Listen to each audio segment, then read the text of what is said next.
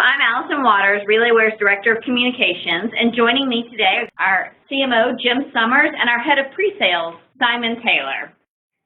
So first, just let me give you a very quick overview of RelayWare. Our mission is incredibly simple. We improve your channel performance and accelerate revenue growth through your indirect partner network without any increase to program costs. We provide 4 role-based applications that are built around years of best practices and best processes that we've amassed from working with hundreds of channel professionals. Our apps run on a common platform called the Partner Cloud, and that integrates with all the major CRM providers to integrate into your sales systems. So with that, let's launch into what we're going to discuss today. We're going to discuss the landscape of how many companies are motivating their channel partners. We'll review the best way to analyze your program, what works and what's not working. From there, we'll discuss the kinds of incentives that you should be considering to further boost your channel partner sales. And finally, we'll wrap up with best practices for stellar channel program incentives. So with that, let's start with the state of incentives today. Jim, can you tell us a little bit about what's going on today? Yes, I'd be happy to. Thank you very much, Allison. For those of you who were on our last webinar on engagement, you may remember this, a similar slide to this one that shows the partner journey and the 4 steps of onboarding, enablement, as you can see here, motivation, which we're talking about today, and growth. And as you look around this, obviously, as you're onboarding, you want to make sure that your partners are all enabled adequately, they're engaged, right? And then you get to loyalty. And what we're finding in general is that loyalty is waning. It's suffering today. In fact, according to Forrester, the industry average for utilization is, as they say, woeful, with less than 50% of incentivization getting used, MDF and the like. And that's even on the decline as well. So with these types of tools, like you can see here, MDF co-op, rewards, rebates becoming less and less effective, we have to start really evaluating and looking at what's going on here, what's causing this, what are the trends, and what can we do about it. And one of the trends that we see, and we've talked about this before, if you're like me and born in the late 60s and grew up in the 70s, you may remember this fella here. I'm not sure if anybody remembers him. Came on market in 1976. His name is Stretch Armstrong. And a lot of the folks that we talk to and a lot of the partners say they feel like Stretch Armstrong and being pulled in lots of different directions. And that's because they're having to deal more and more with the customers, different customers that are pulling in different directions. They've got to cater to different vendors. And of course, we've worked with them on a number of deals with customers like SafeNet, who was one of our customers.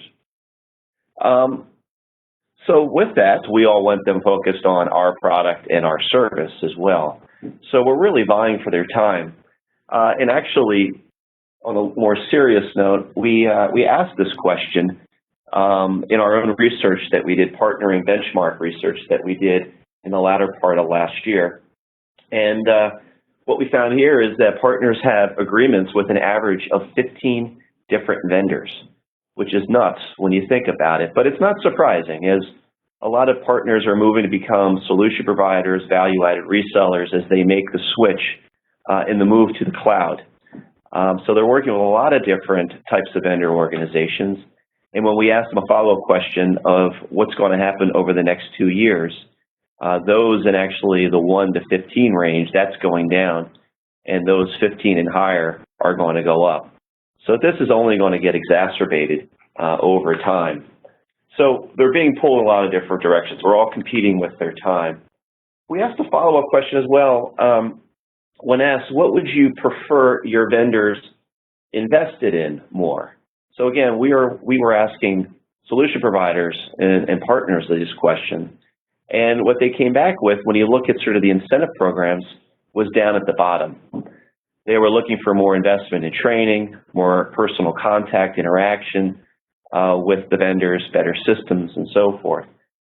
So again, we see here that incentives in the minds of the partners, it's really not all that critical compared, it's critical, but it's compared to some of the other things that they're looking for vendors and suppliers to invest in. So it's really forcing us to take a look at incentivization and motivation. Are we doing the right things? Are we coming at it in the right way? You know, going outside of our own research here, and this is the final slide here in this sort of state of incentives today. I thought this was really interesting. Maybe some of you have seen this report from Accenture on improving the ROI of indirect channel incentives. Very comprehensive report, but one particular statement here at the bottom, as much as 10% of the typical high-tech companies' indirect channel partner incentives are overspent or generating an insufficient ROI. So if you take, let's just say, start with $1 billion company, and of the high-tech companies, Accenture says that 80% of them are selling through indirect channels, pretty high amount, right? So 800 million is coming through the channel, and they also say that channel incentives comprise of roughly 3 to 5% of that revenue coming through the channel. So we're talking about $32 million on average for $1 billion company, and 10% of that 5 to 10% that we mentioned a moment ago is incentive overspend. Imagine what you could do with another $3 million of waste and applying that somewhere else if you're a $1 billion company. Obviously, if you're a smaller company, $500 million company, you can do the math. We're still talking about a lot of money, $1 million or more. That can be spent on things like, you know, training, or maybe better support systems, maybe mobile applications for your partners, or even better yet, opening up a new market, right? Or maybe even better reporting systems as well to see how you're doing and whether or not you are getting an ROI. So it's important that we say, are we throwing good money after bad with incentives? And again, are we approaching it the right way? So what I'd like to do is hand it over to, I think we can open up now to some questions. Is that right, Allison? Yeah, sure. So we've had a number of questions come in. This first one here is, what are the metrics that we should be tracking in order to measure loyalty? Well, that's a great question. At the time in this area of incentives, and if you can maybe walk us through that, it'd be great. Allison, anything before we hand over? Nope. You know, we always say around here, you can't manage what you don't measure. So I think Simon has some words of wisdom for a baseline. Thanks, Jim. Thanks, Alison. So the first step in any incentive planning process is to really understand your partners. It's that program assessment, performing an audit of your current partners, doing an audit report, understanding the partners' geographies, understanding the types of representatives they have selling your products, making sure that they have the right information, the right documentation and the right compensation in comparison to the other participants in the marketplace. And the second stage of that, if you could click, is the incentive analysis, where you really must understand what your incentive programs are doing for you. You know, how are you rewarding your partners? Are you engaging? Are you rewarding them for engaging in behavior? Are you rewarding them through monetary incentives for things that are desirable, or is it praise? Is it status rewards? What types of rewards do you offer your partners? What is the sort of the percentage breakdown of those various types, and how often are you honoring the channel partners themselves for each type of these reward systems? And what we found is that the utilization of these types of rewards and what's incentivizing partners the most is actually not the traditional incentive programs. And the next stage of the planning process is really much about setting the goals, defining the future success. You know, what does success look like? Are you actually agreeing targets through the business plans with your partners so they know what their targets are for the year? And are you working with your partners to agree realistic and achievable targets that are both specific and measurable? Which leads very much on to the last aspect of an incentive planning process, which is very much about measurement. And obviously, as Alison said, you can't measure what you don't record and things. So in terms of measuring the impact on incentive programs, you've got to actually evaluate how the program in the past has performed, which historically was always done on gut feel and rudimentary accounts of profitability, whereas today with PRM solutions such as Relay, where you can make an evaluation based on the actual data, you can see true ROI, the information at your fingertips to actually see where the conclusions can be drawn in terms of what incentive programs are succeeding, what are generating the most leads and the highest deal registration conversions. So after you have an understanding of your program's current state, what are the various types of incentives that one should consider? Well, maybe I should start with this myself here and talk about the incentive matrix, right? So when you look at this slide here, when we think about incentives, we typically like to orient ourselves around our goals here. Are we talking about individual incentives? Are we talking about company and groups of individuals? More organizational incentives? And of course, a lot of us are familiar with the traditional monetary incentives, but there are other types of incentivization tactics that we're helping our customers with today that are more recognition-based, right, to drive behavior and using tactics like gamification and so forth. So when you look here in the upper right, traditional things, obviously, of commissions, spiffs, bonuses, of course, and incentives or rebates are certainly more surgical approaches to try to motivate your partners and motivate high performers. On more of the group level, obviously, from MDF, we're all familiar with MDF and co-op, and also using things like contests and drawings for groups of individuals that we're trying to get, again, the organizations engaged at a higher level as well. And we're also going to spend some time talking in a moment here about the different types of gamification approaches that we can take as well down in the bottom half of the slide. So I think this is a good matrix just to sort of orient our thinking here as we go through the next few slides and the different types of approaches we can take. So with that, hand it over to Simon. So Simon, you want to walk us through the first one here? Yep, sorry, thanks, Jim. So with Relayware, you can motivate partner organizations using MDF and co-op incentives based on rebates or based on budgetary allowances that are earned based on a business achieving targets. And those are often allocated to the organizations where the partner can come and request funds against them.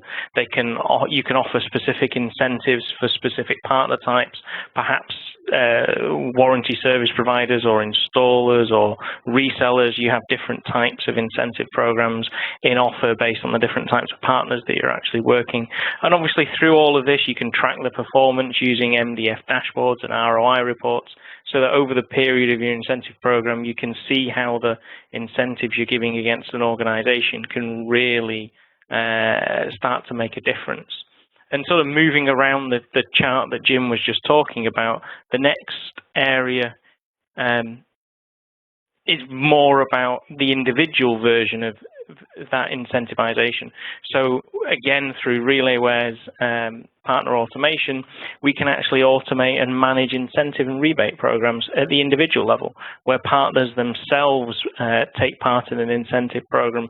They can track their performance and their individual goals. They can view personal statements and leaderboards showing their status in terms of how much incentives they've accrued throughout the period. And they could be personal rebates or they could be personal spiff style programs where you're requiring them to make claims. And again, all of this can be automated to help reduce the overhead of managing such programs. And this really leads on to the sort of the more gamification aspects. And in this day and age, I think everyone tends to recognize that Maslow's hierarchy of needs, a lot of the lower levels are always satisfied these days. And people tend to focus more on that self-actualization level, where you're trying to incentivize partners and the partner individuals or organizations using different techniques, maybe applying some gamification tactics to actually recognize the top performers so that you can alter the behavior of the individuals. So perhaps when they invite a colleague or when they update their profile, you award points, and those points can be accrued over a period of time. You could allow them to spend those points on experiences, or have a leaderboard where the top user on the leaderboard can receive a prize at the end of the quarter, such as a trip to Hawaii. And we've seen some of our customers who've actually done this in a sort of in a less technical industry, using actual installers, trying to change the behavior of installers, running a program where they wanted to actually adjust the behavior of those installers who weren't logging into the partner portal, who weren't taking training, who weren't particularly engaged in the community. They ran a program for a 9-month period where they actually started to incentivize all of that behavior, so the partners could actually see that their improved conversion rates for leads came as a result of taking that training and being more engaged in the portal. Some of the metrics to track. I mentioned a report earlier on from Tim Harmon at Forrester, who has done a report. I think it's a little old. It's from December of 2012, but it's really tracking loyalty and those different types of metrics. They were able to really change the behavior of the partners. Thank you, Simon. This is all such good information. So taking all of this into account, can you talk to us about some overall best practices to get the most from incentives? Yeah, well, maybe I should start here. We have a slide here of 3 best practices here, just to keep it fairly simple. And I'll start with the first one, Simon. I mean, I think, first of all, going back to the matrix, it's important to think about, what type of behavior you're trying to drive here, and what's the necessary mix of short-term and long-term behavior.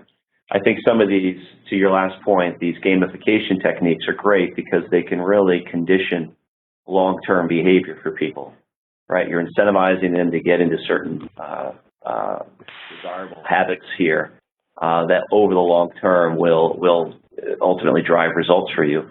But these incentive and monetary incentives are certainly more surgical approaches that can get a very quick benefit when applied the right way. So it's, I think, important to really think about those things, and also whether or not you're trying to get more of a group mobilized metrics.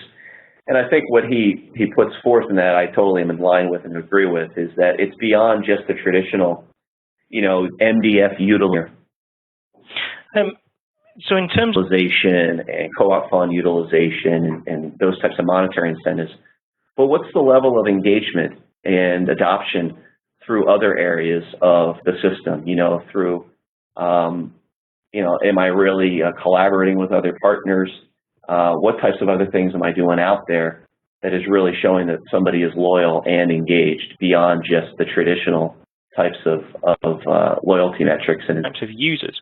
Obviously, applying incentives programs for closing deals is great for sales staff, people who are logging deal registrations and leads, but actually having incentive programs that apply to the marketing and to the support staff so that you can help incentivize and adjust the behavior of the other people who work at your partners outside of the sales team can also have a significant effect on deal reg conversion and revenue generation from partners as you get a wider base of engagement through the partner.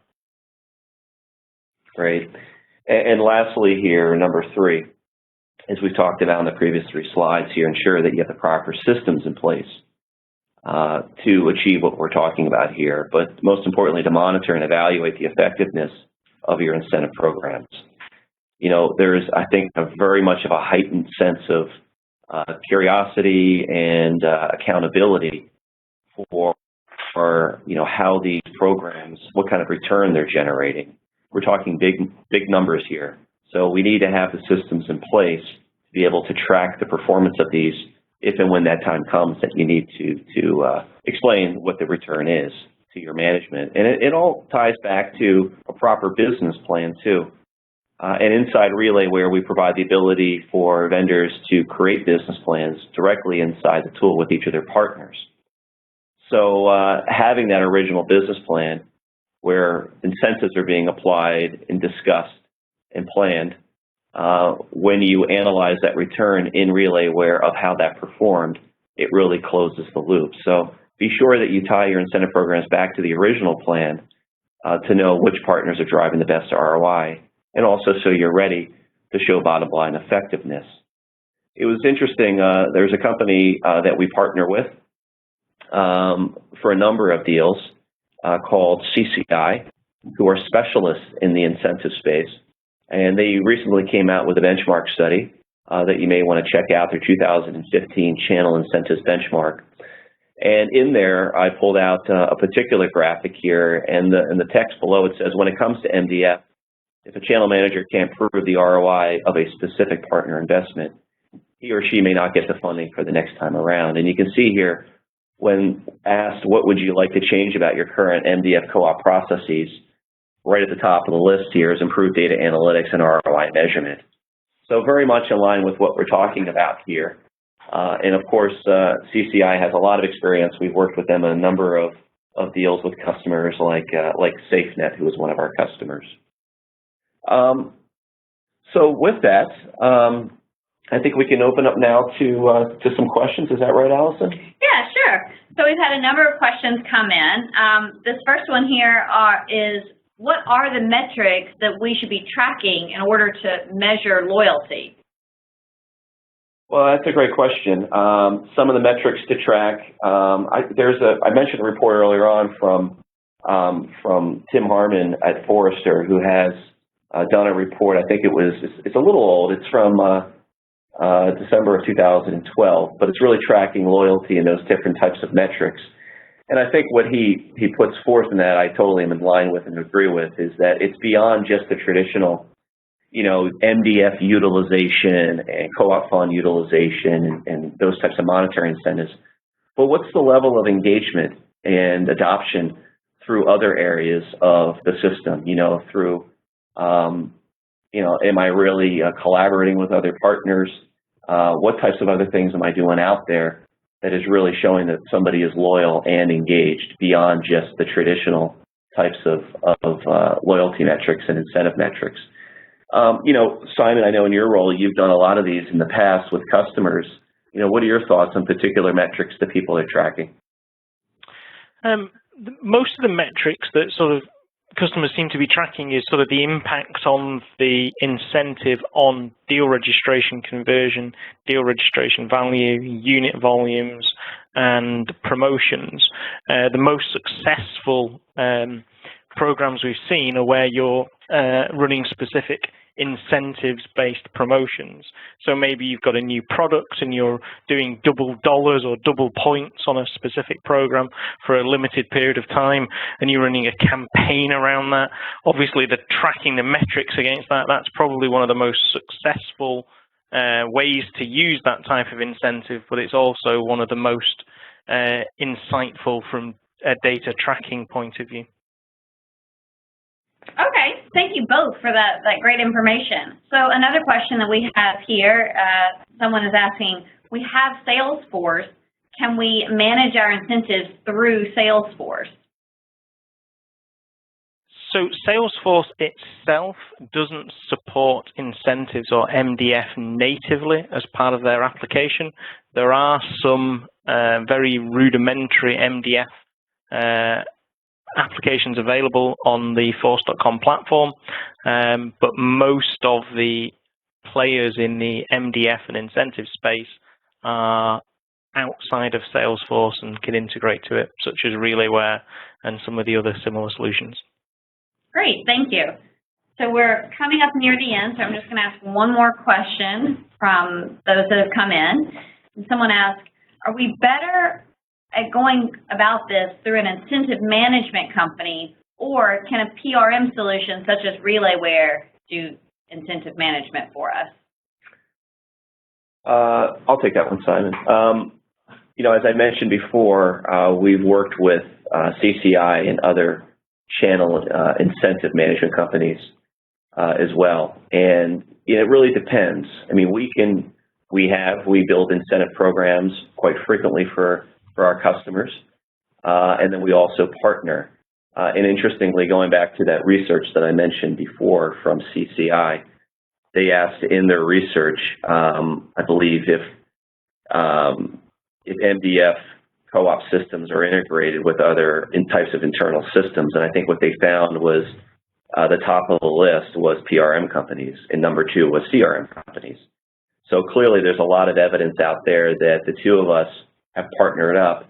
It really depends on whether your focus is truly more laser-like and driving incentives, where there's a lot of true customization and a lot of business rules that need to be applied around the incentivization program, as well as sort of the hooks to other types of payment systems is also something that they're very good at. But if you're also looking to do more than just incentivization and tie that back into your broader program, where that's one element of it, it's critical that you apply PRM as well to that, and making sure that you're tracking how the incentives are tracking to the broader partnering initiative as well. So I guess it's a long-winded way of saying it depends. But if you come to us, we can certainly give you a demonstration of what we can provide. And if that's not enough, we can bring in a partner as well. Well, I want to be respectful of everyone's time. We're here at the half-hour mark. So thank you very much, Jim and Simon. This was all very, very informative. If you do want more information on boosting your channel partner sales, please do visit RelayWare's resource library on our website. And don't hesitate to drop us a line if you'd like to see a demo. Thank you all very much for your time. Bye-bye. Thank you very much.